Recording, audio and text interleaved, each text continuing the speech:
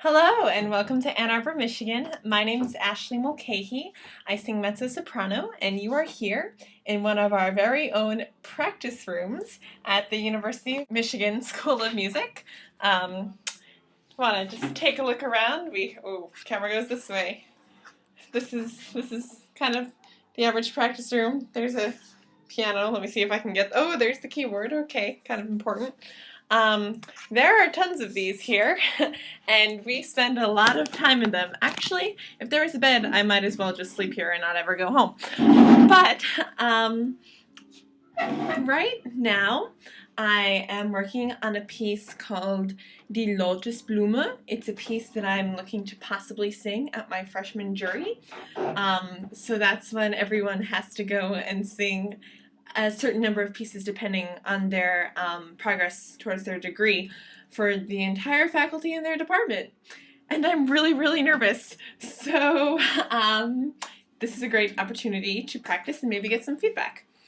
Die Lotusblume is a piece by Schumann.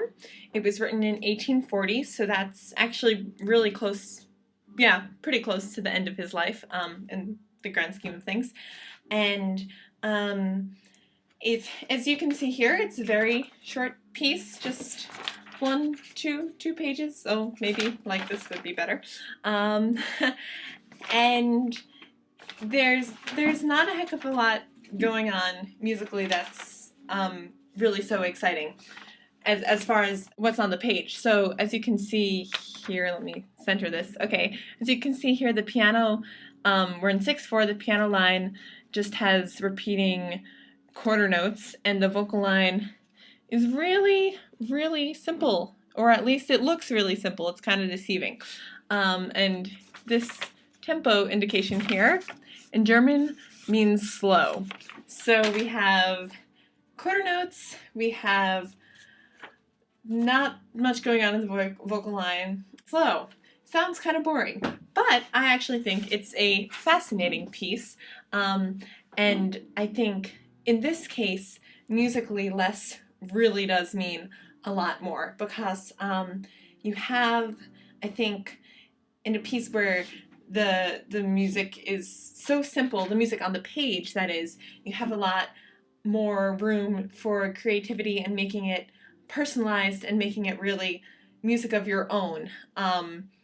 Music that goes far beyond what's just written on the page.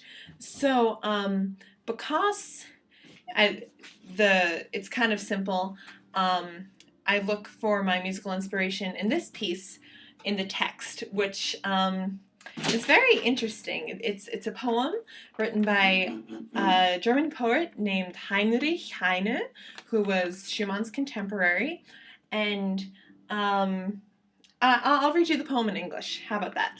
So in English, the poem is called The Lotus Flower. The lotus flower is afraid of the sun's radiance, and with bowed head, dreaming, it awaits the night. The moon, who is her lover, awakens her with its light, and for him she obligingly avails her innocent flower-like face.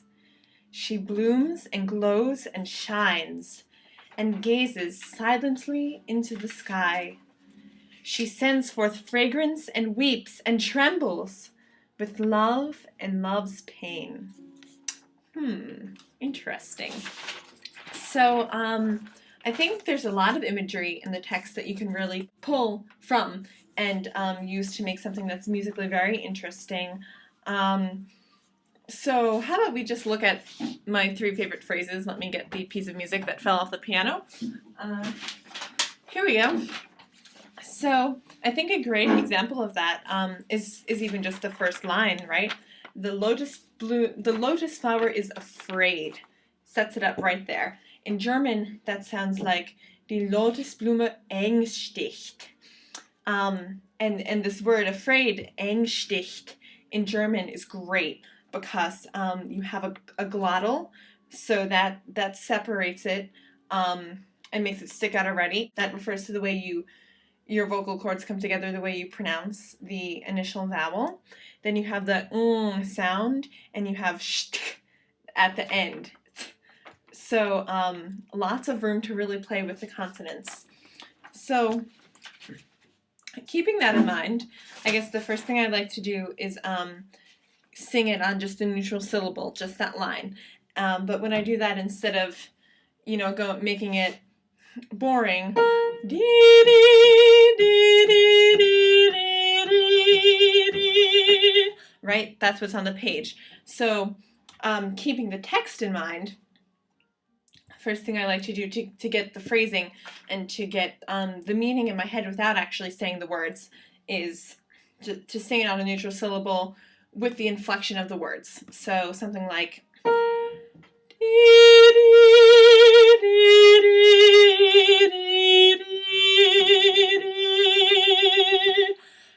after I've done that a few times and I'm satisfied, I'll go and I'll put on the text, using the text, and in particular here this word engsticht, to convey that. So, die Lotusblume engsticht. Okay, so something like that, and I go through, and I think another place where we can really apply that technique in this piece is this line here. I think the next pivotal line in the story of the poem, Der Mond, der ist ihr Buhle, the moon who is her lover. Okay, so we have, she's afraid of the sun, and now transition, not much of a musical transition, but the words are telling us there's a transition here, right? We now know she's in love with the moon. Kind of a big deal. So we have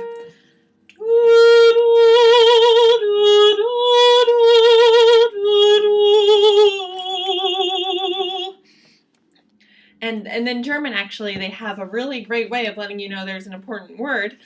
They capitalize every noun. I don't know if you can see that, but oh, where is it? Oh, this is odd. Oh, Mond, Buhle, right? Capitalized. Okay, so we have Der Mond, der ist ihr Buhle. Something like that. I'd probably sing it many more times until I'm satisfied with the way it sounds. And then I think the final line that we can look at here that works really well with this approach to making this a musical piece is this line here. Sie blüht und glüht und leuchtet und starret stumm in die Höhe.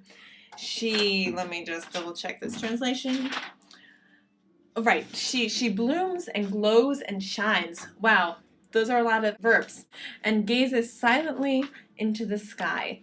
Very descriptive, a lot of imagery. So I do something like